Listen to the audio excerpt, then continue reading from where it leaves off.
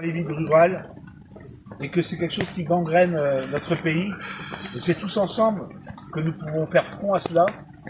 Et même si l'État, bien souvent, a une tendance à se désengager, là on voit une mobilisation, enfin on l'espère en tout cas, pour lutter contre ce fléau. C'est un véritable fléau. Et il faut distinguer aussi, je pense à un moment, les différents produits qui peuvent être mis sur le marché, parce qu'il s'agit bien d'un marché. Et dès qu'on lutte contre un marché, il y a une offre, une demande. Et de lutter contre ce marché-là, c'est aussi pouvoir faire de la prévention.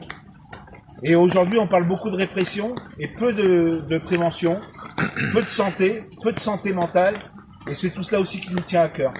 Alors, c'est vrai que c'est triste, il y a un événement terrible qui nous réunit aujourd'hui. Et je vais laisser la parole après à Denis Cousin, puisque c'est quelqu'un de...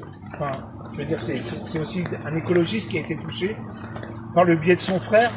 Donc ça veut dire que aussi, vous voyez, le narcotrafic et les narcotrafiquants n'hésitent pas à impressionner à la République d'être forte et à la République de pouvoir répondre tous ensemble, nous citoyens, les forces d'État, les forces municipales aussi, mais nous tous en tant que citoyens, de savoir dire non à un moment. Des choses ne sont pas acceptables, disons-le haut et fort.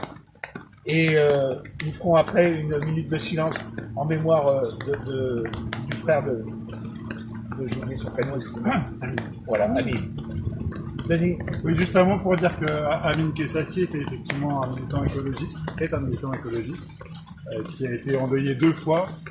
La source de 22 ans, la source de son engagement, c'est la mort de son frère Brahim, d'abord également lié au narcotrafic en 2019, maintenant Mehdi qui n'avait pas de lien avec le narcotrafic, il se destinait à devenir policier.